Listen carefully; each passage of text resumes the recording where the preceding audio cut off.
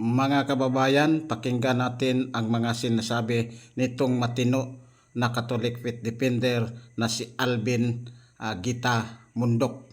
Itong matino na si FD. Pakinggan natin ang kanyang sinasabi. Pero kung tawagin natin si Kristo mga apostol, mga lasinggero, ay masama yan. That is blasphemy, that is katampalasanan.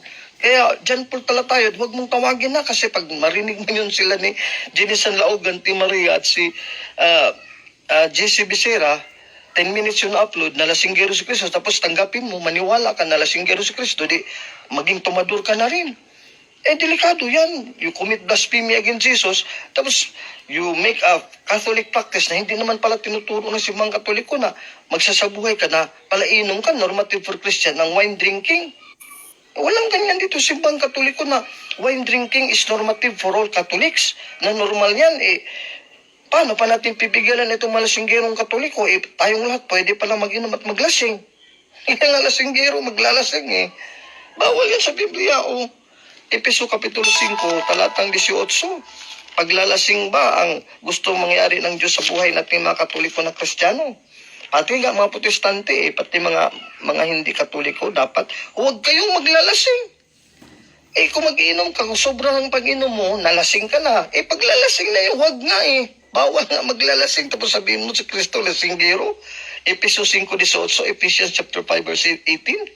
Sapagkat nakakasira yan ng maayos sa pamumuhay. Tama naman ang Diyos Ang Holy Spirit, Epeso 5:18, nakakasira talaga ng pamumuhay. Ang iba nga namatay nga dahil sa paglalasing. Isang beses lang nalasing. Hindi lasanggero nga yung tao. May kaibigan ako na ganyan. Napasubo siya ng pag-inom.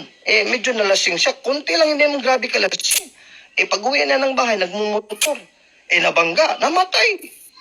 Nakakasira nga ng buhay physical Hindi pa na kakasira, nakakalason talaga yung alak sa ipasok natin sa katawan natin. Kaya nga marami dyan nagka-problema sa bituka Mga ulcer dahil dyan sa alak na yan. Alcohol yan huwag kayong maglalasing. Ibig sabihin mag-iinom na yung pag-iinom mo, resulta ng pagkalasing mo.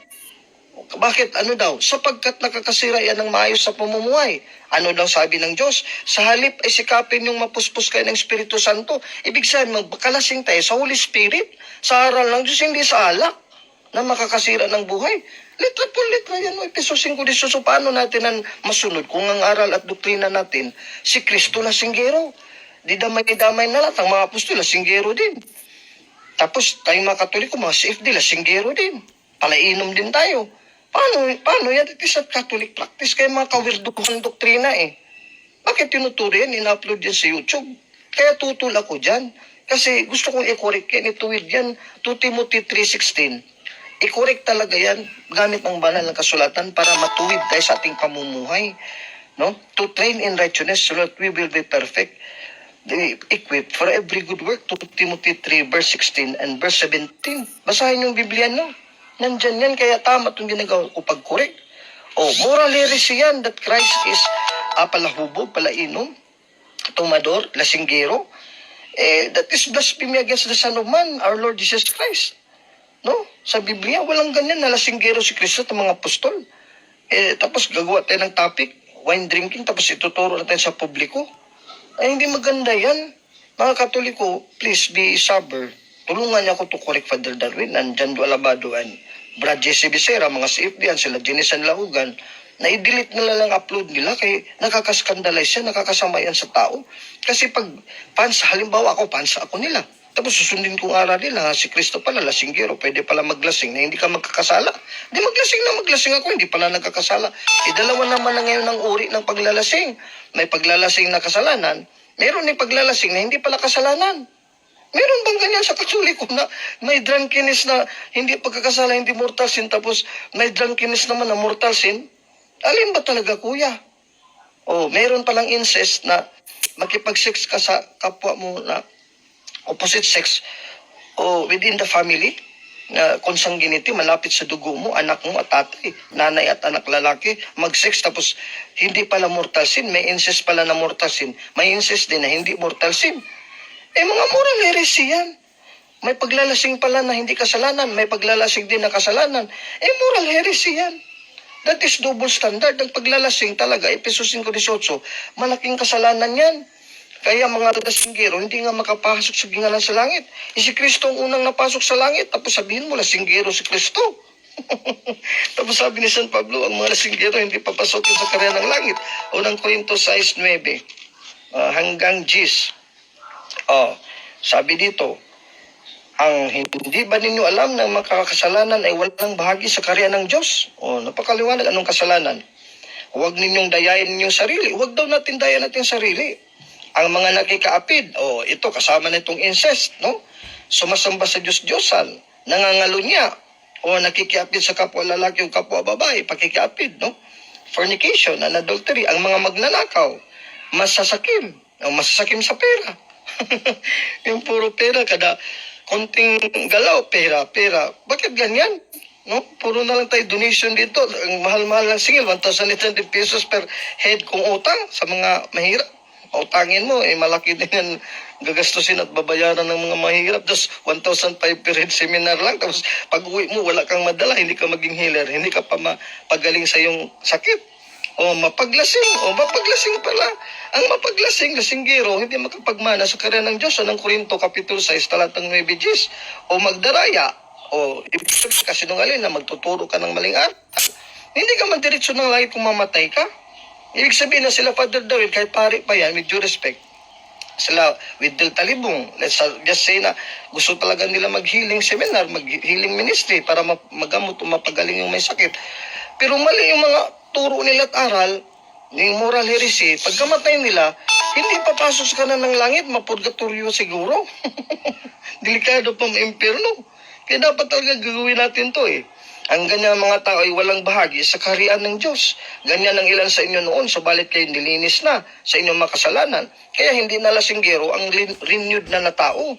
Hindi ka pwede magsiseminar tapos lasinggo ka pa rin, lumalaklak ka pa rin ng redors at nalalasing. Sa inyong mga kasalanan ay tinalaga na kayo sa Diyos. Kayo ay pinawalang sala na sa pangalan ng Panginoon Kristo at ng Espiritu ng Diyos. Unang Korinto 6, talatang 9, 10 at 11.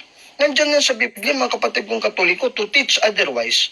It's not Catholic doctrine anymore that it's teaching falsehood. Tapos, pati ang practice mo, maging lasinggero ka, nakasalasingero na si Kristo. Tapos, tumadur ka na, tapos ang isip mo, hindi ka nagkakasala sa Diyos. Ay mali, yan dapat i-correct talaga yan natin. And sorry to tell you, no, mga kapatid kong Katoliko, huwag sana kayong masaktan kung kinakuro ko si Father Darwin kasi may punto naman ako. Pakinggan nyo muna si Father Darwin, kung may punto naman ako, hindi masama. So tulungan niyo ako pagkuri kay Father Darwin, imbis na ako nga takihin yung personal, magkasala na kayo ulit. Tapos tanggapin yung kamalian ni Father Darwin, lalo pa. May destino tayo pa sa sunod na buhay, hindi naman dito lang sa lupa, puri dito sa lupa. Patuloy tayo sa gawain natin at sa turo natin kahit mali. Pero pagka dating ng panahon, mamamatay tayo, iiwanan natin dito ang mundong ito sa sunod na buhay, ay sigurado, lagpak tayo doon ng Korinto 6:9. No? At marami mong talata sa Biblia. Clint Renoble, tama ka Brad, salamat Brad Clint at na-appreciate mo. No, hindi to chismis Brad Clint, panindigan talaga to nila, na-upload nila sa YouTube. That is scandalous na sabihin natin, and blasphemous, na si Kristo ay lasinggero, pati mga apostol umiinom, pati sa Santa Maria, nating nanay. Ang buong simbahan pala allowed to be lasinggero, tapos lasinggero na hindi nagkakasala. Dalawa ng uri ng lasinggero, that is moral heresy. Lasinggero na hindi nagkasala at lasinggero na nagkasala. Alin talaga dyan, puro yung pagkakasala, walang lasinggero o paglalasing na hindi pagkakasala. Shout out dyan.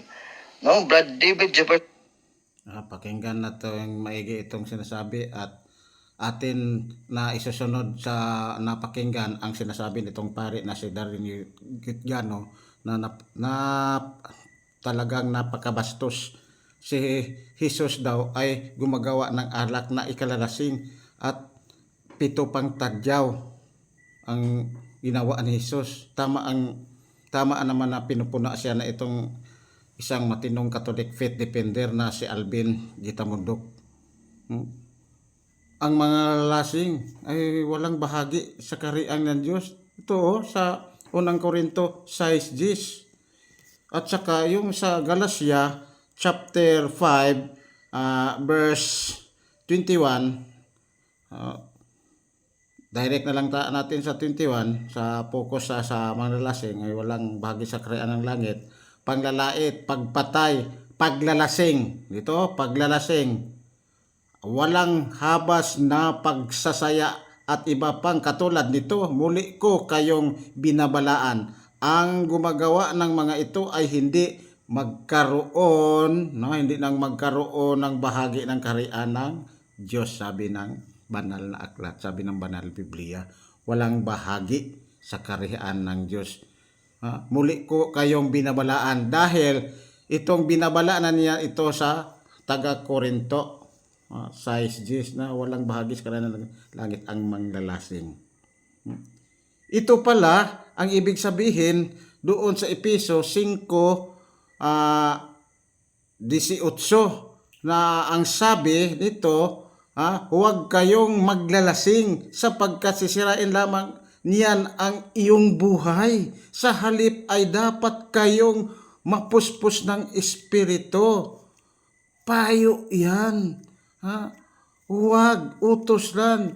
Huwag, tigil na ba? Tigil. Huwag na. Huwag na natin gawin ang paglalasing dahil wala tayong bahagi sa kaharian ng Diyos. Sabi ng unang Korinto 6:10 at sa Galacia 5:21. At puntahan naman natin ang isang apostol na si Pedro. Kung pati ipatigil ba niya ang pag-iinom? Talagang may utos ba nga? Huwag na tayong magsiinom. Basahin natin ang unang Pedro 4:3. Sapat na ang panahon, inaksaya ninyo sa paggawa ng mga bagay kinahuhumalingan ng mga hintil, kahalayan, mga pagnanasa ng laman, paglalasing, walang habas na pagsasaya, pag-iinom.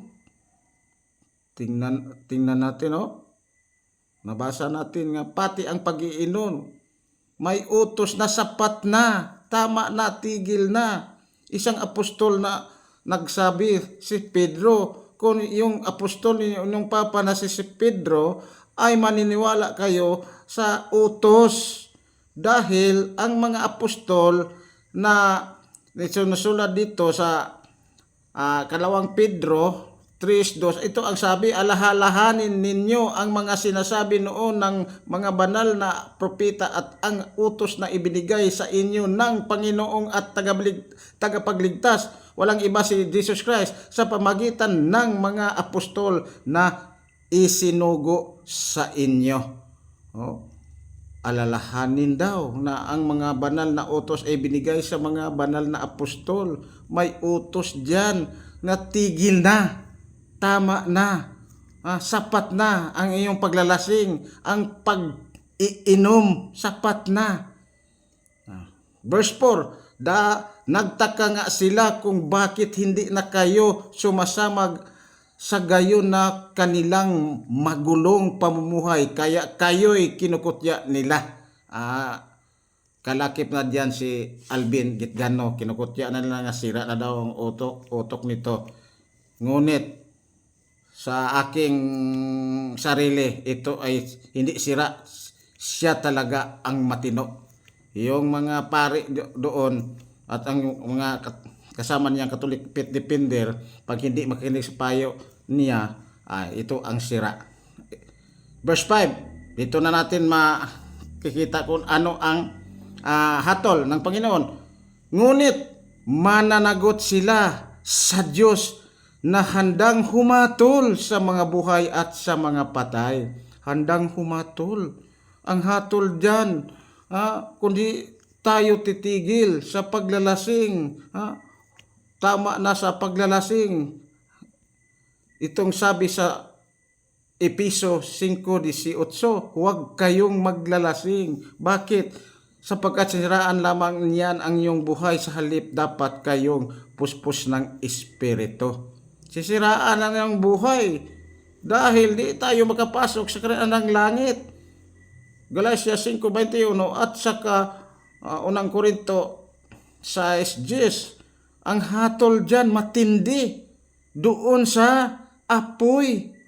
Doon ang mga lasinggo pupunta sa apoy kung hindi tayo makikinig. Ito, basahin natin. Ito'y totoo na isang propeta ang nagsabi, nakasulat sa Nahum 1:10, tulad ng mga lasinggo o manglalasing, sila'y malulunod sa alak. Tulad ng salasalabat ng mga tinik at tuyong dagami, kayo ay matutupok sa apoy. Anong mangyayari sa mga lasinggo? Matutupok sa apoy. Yun ang pag-ibig na ibinigay ng Diyos na sinusulat sa mga banal na aklat na nakasulat sa Epeso. Huwag na tayong maglalasing. Bakit? Hindi tayo makapasok, wala tayong bahagi sa karayaan lang langit. Ulitin ko, nakasulat dyan sa unang Korinto 6:10 at sa Galacia 5:21.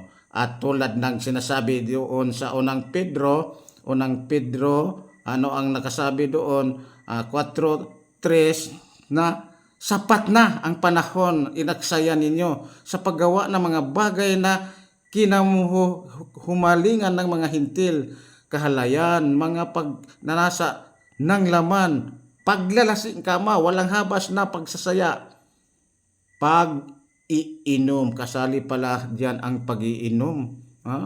May hatol na diyan, ngunit mananagot sila sa Diyos na handang humatol sa mabuhay at sa mga patay. Ang nahatol diyan, nakasulat dito sa aklat ng isang propeta, walang iba si Nahum, tulad ng mga lasinggo, sila'y malulunod sa alak, tulad sa mga salabat-salabat na mga tinik at tuyong dagami, kayo ay matutupok sa apoy. Tandaan natin, utos yan. Pag hindi natin talaga susundin ng tigil sa paglalasing at pag-iinom, matutupad yun nga, wala tayong bahagi sa karayaan ng langit. Ang mangyari sa atin, matutupok sa apoy. Katulad ng digami ang mga lasinggo. Hatol na. Ito ang hatol sa yung nabasa natin sa unang Pedro 4:5. Ang hatol ng Diyos sa mga manglalasing at umiinom. Itong hatol na. Maliban sa hindi pala makapasok dahil doon na mapunta sa matutupok sa apoy. Tandaan natin, kung kilala natin ang Panginoong nating Diyos, ay dapat malalaman natin. Itong basahan, paano natin matitiyak na kilala natin ang Diyos? Nakatitiyak tayong nakilala natin ang Diyos kung sinusunod natin ang kanyang mga utos. Ang nagsasabing, nakilala ko siya, ngunit hindi naman sumusunod ng kanyang mga utos ay sinungaling at wala sa kanya ang katotohanan.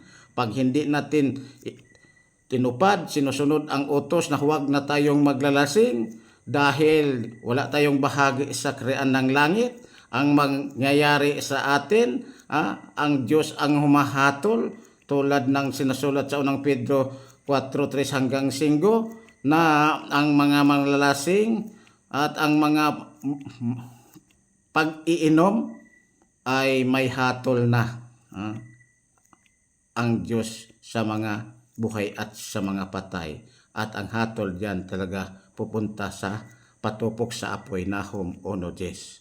At saka dito sa Pahayag chapter 21 verse 8. Anong klaseng apoy ito?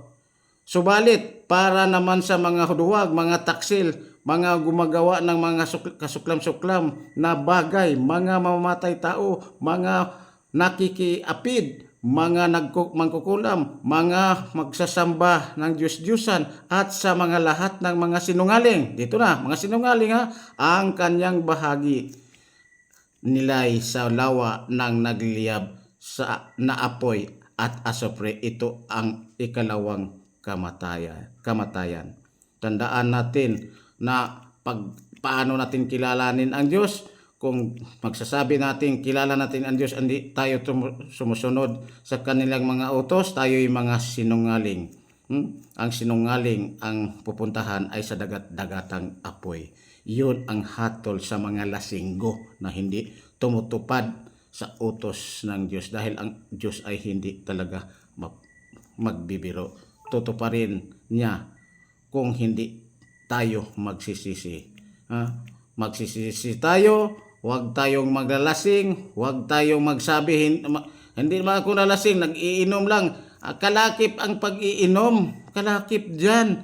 Nakasulat dyan sa 4:3, kalakip dyan pag-iinom. May hatol na dyan sa verse 5, ngunit mananagot sila sa Diyos na handang humahatol sa mga buhay at sa mga patay. Ang hatol dyan talagang nakasulat sa Nahum 1:10 at sa nakasulat dito sa Pahayag.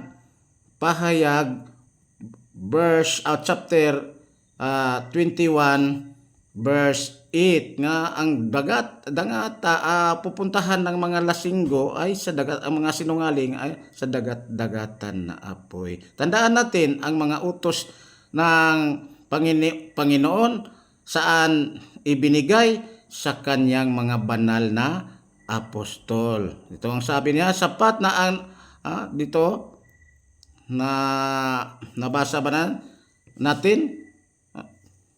Ano ang sabi dito? Ulitin ko dito sa Kalawang Pedro 3:2. Dito, alahalin ninyo ang sinasabi noon ng mga banal na propeta at ang mga utos na ibinigay sa inyo ng Panginoon at tagapagligtas sa pamagitan ng mga apostol na sinigo sa inyo. Ito ay talagang tama ito. Tama na, sapat na ang paglalasing at pag-iinom. Talagang babala ito. Pag hindi tayo maniwala sa mga sinabi, tama ang payo dito sa isang Catholic faith defender na si Alvin Gita Mundok, na si Kristo nga ang unang nakapasok sa langit. Hamak mo yung sabihan nga siya manglalasing. Hindi makapasok sa kaharian ang manglalasing, matutupok sa apoy. Yung mga lasinggo, mga sinungaling hindi tumutupad sa utos, hindi kilala nila ang Diyos yan. Doon sa dagat-dagatang apoy. At ngayon, pakinggan na natin ang sinasabi ng kanilang pare na si Darren Gitcano na napaka-blasphemous na nagturo sa kanilang sambahan na maglasing dahil si Kristo ay manglalasing. Pakinggan natin. So, kalumpang si Kristo niya palahubog lagi matod niya nagpatakal ng ugwali. Remuel Imata kasama din Eugene Pellegrino Bernardo gapo nagsasabi na lasinggero daw si Kristo. Mali yan, Brad Remuel Imata, hindi lasinggero si Kristo. I-correct natin si Brad Eugene, kahit Katoliko pa yan. John Paul Talatayod, tama nga ginawa pang lasinggero si Kristo. Mali, Brad John Paul Talatayod na si Kristo, sabihin natin, i-upload natin sa YouTube na lasinggero si Kristo at mga apostol. Mali yan no? Ang paglalasing, no matter how, basta may salita ng lasing, nalasing ka na, ibig sabihin, one shot pa lang ng alcohol, ng tanduay, nalasing ako. Di kasalanan ko na agad yan, kahit konti pa. Kaya nalasing ka na na-intoxicate ka na. This is already sin based on Ephesians 5:18. 1 Corinthians 6:9-10. Francis Ike Akas Mediana is watching. Ay marami pa dito, Brad Dominic Johnson, Brad Ronald Joy Lingo, George Relita Jr. Hindi ko na makita Ini stimulus na ni, ihawmig baboy. Nya magdaas kog duha ka container nga bahalina. Kay paon man Ito mga ganahan mo, inom ba?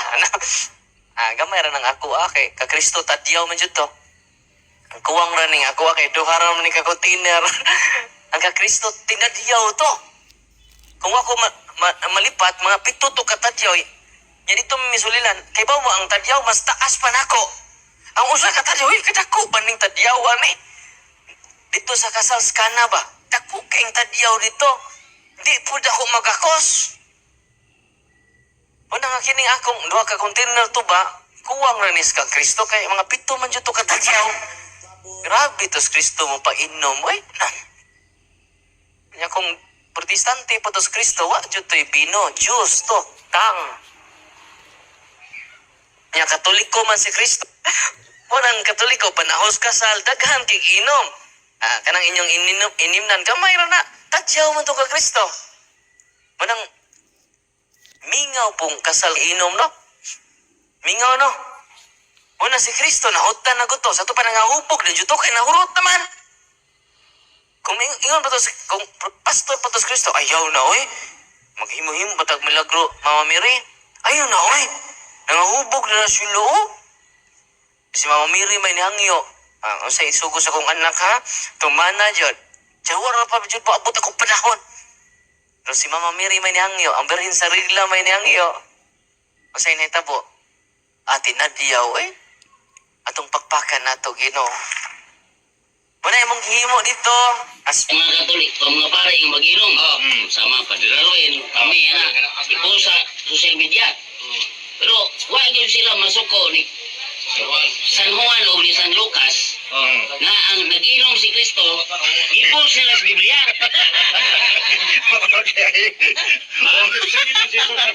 O tapos Biblia, gipos mo po, kini po San Juan. San Juan 2:11, naghimo si Kristo og unong katadyaw nga bino. Painom jud to. Pero ngano naging gipos po ni San Juan? Ito ba yung unong katadyaw? Ito katagyaw. Sama to para ikaligo para imnon. Para imnon lagi. Unya kay masuko mga pastor o pag inom-inom.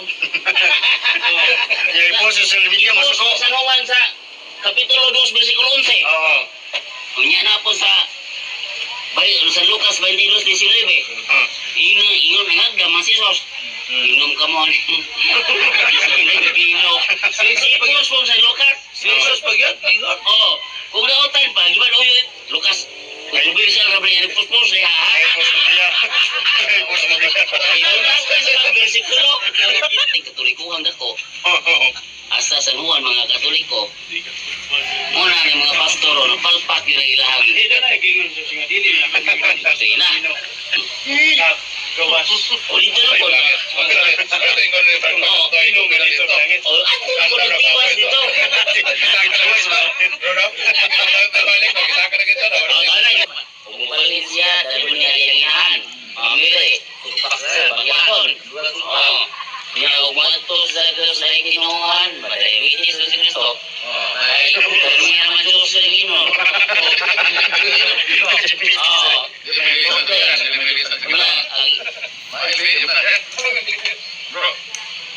Lagi kaming overcall nga. Palpak sila ng naman. Kung ako challenge ninyo mga leyon, tagay ko usa ka versikulo sa Biblia nga ang inom ni Kristo sa drinks. O Diyos.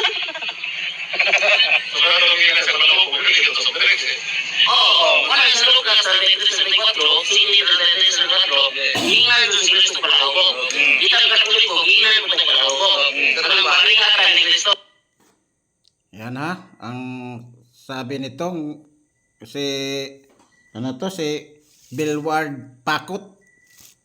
Kasali pala si John Paul Alima sa pangungutya sa pagtuturo ng kabaliwan sa simbahan nila na si Kristo doon sa Juan 2:9 hanggang 10 na gumagawa ng alak na ikalalasing. Tadyaw raw ang ginagawa. Sabi ng pare, kung hindi niya malilimutan, pito daw at tadyaw. Kanya, dalawang container na tuba lang. Talagang nagtuturo siya sa kanilang simbahan na paglalasing. Tama ba yun? Magalit ba siya nitong matino na Catholic pit defender nga si Alvin Gitmundog? Dapat na silang pasalamat. Iwan ko lang mga kabayan ang kabastusan ng ginawa itong mga paring ito. Yun pala hindi ko maniwala na si Pedro ang kanilang unang papa, dahil ang sabi ni Pedro doon sa unang Pedro 3:4, huwag na, sapat na ang paglalasing at pag-iinom. Ay hindi sila naniniwala ni Pedro. Yun lang, magandang gabi mga kababayan.